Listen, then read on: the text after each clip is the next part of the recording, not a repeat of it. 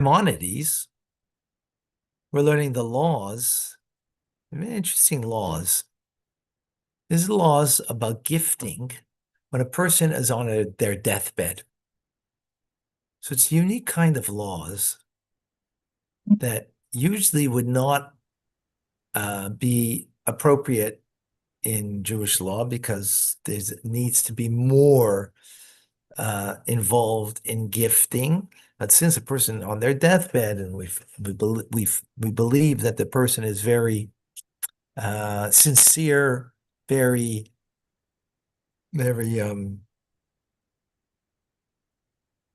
know what the word is exactly. I can't think of the right word. Sincere for sure, but like the decision is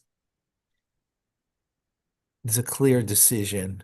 Person, being on their deathbed, and they want to deal with their property, with their things that they have, and who to give it to, right? And so on. So we're in chapter 10 in this.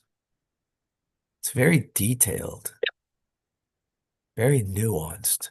So it's called the Shchiv Meirah.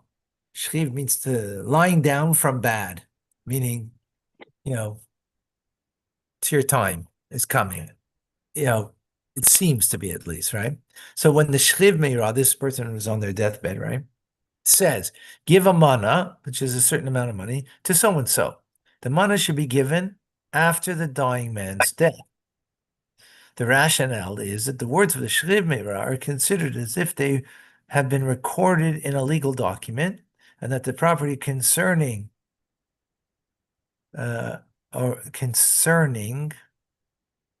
it already been transferred. We do not suspect that the Shchiv Meirah was referring to a buried mana. Why would he even say that?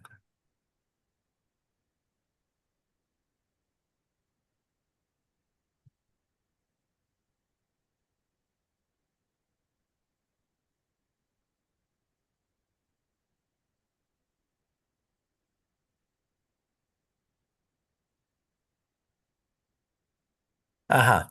Okay, so the point over here is there's heirs to this person, right? So the heirs, so when he says give a mana, that's going to come out of the heirloom. It's going to come out of the inheritance. The heirs can't come and say, oh, he was referring to money that was buried, but not from the inheritance. And that's where it should be coming from, not from the inheritance. No, they can't make that claim.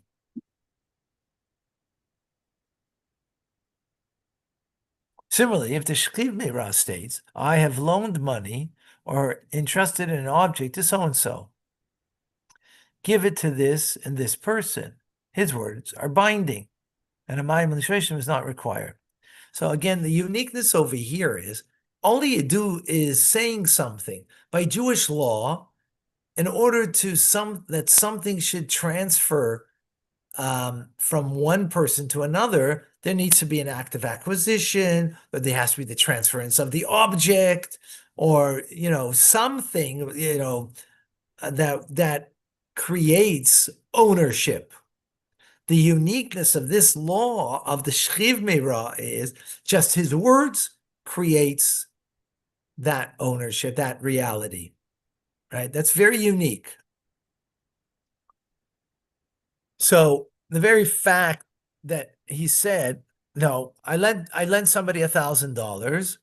Well, that money that I lent, right? And I guess there's some documentation to it, obviously, because there's no documentation. The person said he never lent me money after he passes away, then can't. And he says, take it from him and give it to a third party. Right. That's binding. The fact that he said that, even though he didn't say it, what's called Ma'im Shloishtam, when the three parties are involved, the one who he lent the money and the one he wants to give it to are standing together. And that's also, remember, by Torah law, to acquire something there has to be an act of acquisition, as we have learned. Not here. Right. Now, we've learned previously. So, for example, let's say I want to gift this to somebody, right? I want to gift this. So until it goes into the hands of the person who I'm gifting it to, it's not gifted. And it's not gifted. It's not theirs. But the shchiv meirah, the fact that the person who is on their deathbed is making the statement, that's as if it's been gifted. Now, it's after his death. And that's what we just said in the previous, right, halacha. It's as if it's been transferred, right? It's like a binding contract. Okay. Similarly, if the shchiv meirah say, go give so-and-so this particular promissory note, the recipient acquire the debt mentioned in the promissory note, as if the shchiv meirah wrote the transfer on the promissory note and gave it to the intended recipient, even though the promissory note is not actually transferred. An heir does not have the right to waive payment of the promissory note, and that was given as a matnas shchiv meirah. So here,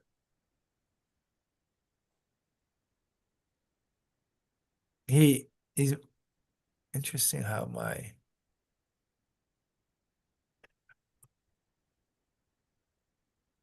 second. Okay. So the shchiv meirah, right? This person on their deathbed, a promissory note. So if it falls into the hands of the heirs could waive payment for the promissory note because it's in it's their inheritance, right? They could do that. But they can't do this over here because he said to give that note. Now, the uniqueness over here is all it is a note that something is owed. It's not an object that has value in and of itself. Nonetheless, it's considered to be the debt, right? A promissory note is only stating that there's a debt. It's not the debt itself. It's not an object of value itself that you are making, a transference.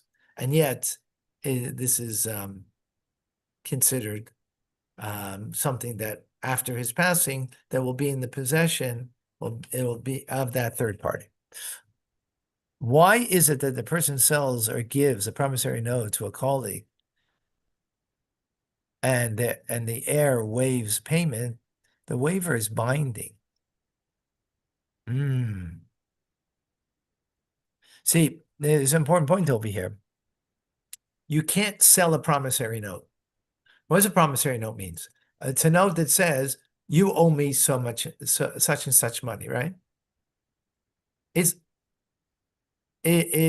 just a proof of that something is owed, but it's not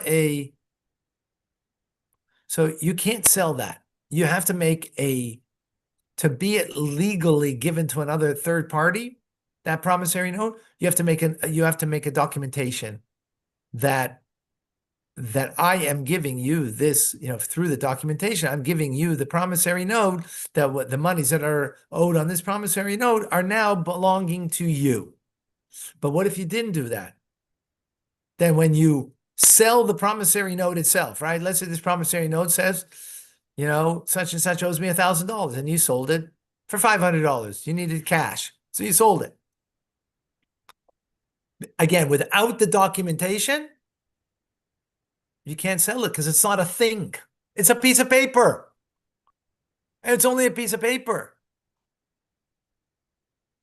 So documentation you need in order that it becomes something that is a transference, but a piece of paper that's got nothing that has only, it is not a legal manner. So therefore, now that person died, it falls into the hands of the heirs, and the heirs, they make a waiver. They say, okay, you don't have to pay it. Guess what? The guy who bought the promissory note, he's out. So he's asking a question, but when it comes to Shchiv Meira, we don't say that. Well, this person was on their deathbed. So rationale to transfer promissory note is a rabbinical ordinance. Therefore, according to the scriptural law, the promissory note still belongs to the heir. So this whole idea of a promissory note, the transference is a rabbinical law, right? Biblical law, you can only transfer a thing. A piece of paper is not a thing. Okay, for the nickel, that the piece of paper, that you could transfer because it's got a value of a nickel, but not that it says $1,000. It doesn't have a value of $1,000. It's only making a statement. It's not inherently a value. So biblical law is only transference of something that has inherent value, right? This has inherent value because it has a market price for it. A piece of paper doesn't have a market price for it. 5 cents, right? So that's biblical law. Rabbinic law says no. That you could make the transference of the rabbinic of the promissory note, but you have to do it with a documentation. Therefore, by scriptural law, the promissory note, who's it belong to? The heir, because the guy died, right? Thus, his waiver of it is of consequence. So therefore, he can now make the waive. He can waive the debt because biblically that fell into, right? Inheritance is different. Inheritance is you just get whatever belonged to who you inherit from. Not because it's got value, it's because it was theirs, now it's yours. Right? It's not an acquisition, it's a transference by the laws of inheritance. Like the child becomes like the parent, right? So it's a transference of all, not acquisition. It's not through acquisition. The inheritance itself is a form of acquisition, right? So you don't need anything to do. That's why a child that's 1 day old can inherit their parents, but a 1 day old child can't make an acquisition. They're a 1 day child. They don't know value of something. Only when you know value of something, you can now make a transference. You can now make an act of acquisition. You following? You see why Jews are brilliant people. Because what I'm explaining to you is something that a 10-year-old gets. I don't think you're so brilliant yet. This is 10-year-old wisdom right now, okay? Maybe 12-year-old, maybe 12, okay?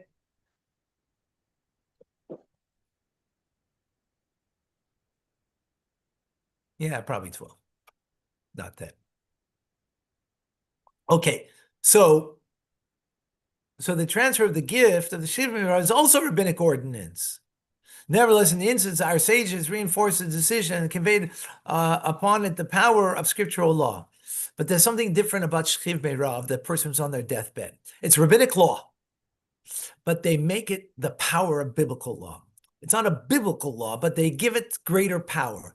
Because when a person's on their deathbed, right, it's their last moments, they want to give over of their their life. This is their legacy. This is their what's important to them, and they want to give over on the last moments of their life.